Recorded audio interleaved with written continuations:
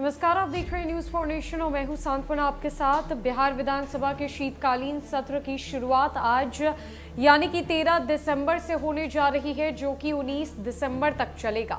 इस बार भाजपा विपक्ष के रूप में महागठबंधन की सरकार का सामना करेगी, जहां एक तरफ नीतीश कुमार और तेजस्वी यादव की नई सरकार सत्तारूढ़ दल बनकर विधानसभा के शीतकालीन सत्र में पहुंचेगी, तो वहीं दूसरी तरफ भाजपा विपक्ष के रूप में दिखाई देगी। इतना ही नहीं, इस सत्र को कई मायने में बेहद खास और दिलचस्प माना जा रहा है। ऐसा कहा जा रहा है कि ये सत्र बेहद ही हंगामेदार होने जा रहा है, क्योंकि भाजपा को सत्ता से आउट करने के बाद ये पहला विधानसभा का सत्र है जहां एक तरफ नीतीश तेजस्वी होंगे तो दूसरी तरफ बीजेपी होगी। और मुद्दा बीजेपी की तरफ से पहले ही दिन नियुक्ति पत्र को लेकर और बिहार की कानून व्यवस्था को लेकर उठाए जाएंगे। जितनी भी घटना महागठबंधन की सरकार के बनने के बाद घटित हुई है, उन सब पर बीजेपी सवाल खड़े करने की तैयारी में जुट गई है। साथ ही साथ नियुक्ति पत्र पर बीजेपी लगातार सवाल खड़े करते हुए आई है और आज एक बार फिर से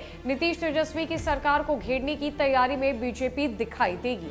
दरअसल आज से बिहार विधानसभा का शीतकालीन सत्र शुरू हो रहा है। ये शीतकालीन सत्र कई मायनों में खास है। इस सत्र में विधिवत रूप से भाजपा विपक्ष के रूप में सत्तारूढ़ दल के सामने रहेगी। दरअसल जब नीतीश कुमार एनडीए से महागठबंधन में गए थे तो बहुमत जुटाने की प्रक्रिया में भाजपा विपक्ष की भूमिका में थी, लेकिन अब पहली बार एक पूरे सत्र में भाजपा विपक्ष की भूमिका में रहेगी। इसको लेकर भाजपा ने तैयारी भी कर ली है। ऐसे कई मसले हैं जिसको लेकर भाजपा सरकार को घेरने की तैयारी कर रही है। पहले दिन अनुपूरक बजट पेश किया जाएगा। अनुपूरक बजट वो होता है जो पूरे बजट में सरकार ने खर्च नहीं किया है, आगे के लिए उसे खर्च करने की अनुमति सरकार सदन से लेती है और उसका विनियोग किया जाता है। अभी देखना है कि बिहार सरकार ने किन किन विभागों में कितना खर्च किया है।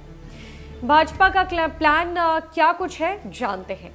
भाजपा विधायक और पूर्व मंत्री नितिन नवीन ने कहा है कि सत्र में सरकार को कई मसलों पर घेरने की तैयारी है। 3 ऐसे मसले हैं जिसके आधार पर वो जदयू और राजद को घेरेगी। पहला, नियुक्ति पत्र को बांटने को लेकर सरकार को घेरने की तैयारी की जा रही है। बीजेपी का आरोप है कि पूर्व की सरकार में ये नौकरियां हो चुकी थी। सरकार अपना कॉलर टाइट करने के लिए यह नियुक्ति पत्र बांट रही है। इस मसले पर सदन के अंदर और बाहर हंगामा होने के आसार जताए गए हैं। दूसरा मुद्दा विकास का है। 2005 में एनडीए की सरकार बनी थी तो लालू राबड़ी सरकार का हवाला देकर नीतीश कुमार सरकार में आए थे। फिर 15 साल बाद उन्हीं के साथ आकर अब विकास की चर्चा नीतीश कुमार नहीं करते हैं। मुख्यमंत्री नीतीश अब 7 निश्चय की चर्चा नहीं करते हैं। विकास के मुद्दे से सरकार अब बिल्कुल उतर चुकी है। तीसरा मुद्दा है कानून व्यवस्था, जिससे 2005 में एनडीए सरकार की साख बनी थी।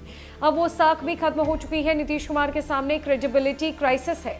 भाजपा इन सभी मुद्दों पर सरकार को घेरेगी। बहरहाल भाजपा के फायर ब्रांड नेता हरिभूषण ठाकुर बचौल ने कहा है कि किसानों को खाद नहीं मिल रहा है, बीज नहीं मिल रही है, कानून व्यवस्था ध्वस्त हो चुका है। भागलपुर में यादव परिवार को मारा गया है। वोट बैंक को लेकर सरकार कुछ भी नहीं बोल रही। तेजस्वी यादव ने कहा था कि पहले ही कैबिनेट में 10 लाख नौकरी देंगे। कई मुद्दे हैं जिस पर सरकार को घेरने की तैयारी भाजपा कर रही है। बिहार विधानसभा के शीतकालीन सत्र की शुरुआत कुछ ही देर में होने जा रही है, जिसके बाद हंगामे के आसार अंदर और बाहर दोनों जताए जा रहे हैं। भाजपा के पास 3 अहम मुद्दे हैं, जिन मुद्दों पर भाजपा महागठबंधन की नई सरकार को घेरने की तैयारी में है। वहीं कई सवाल मुख्यमंत्री नीतीश कुमार के लिए खड़े किए जाएंगे, जहां नीतीश और तेजस्वी की सरकार को सवालों के घेरे में लाकर भाजपा खड़ा कर देगी। अब देखना यह है कि शीतकालीन सत्र में क्या कुछ होता है या कितना हंगामेदार होता है। एक सप्ताह का ये सत्र जहां भाजपा विपक्ष की भूमिका में रहकर सरकार को पूरी तरीके से घेरने जा रही है। फिलहाल के लिए इस अपडेट में इतना ही। नमस्कार।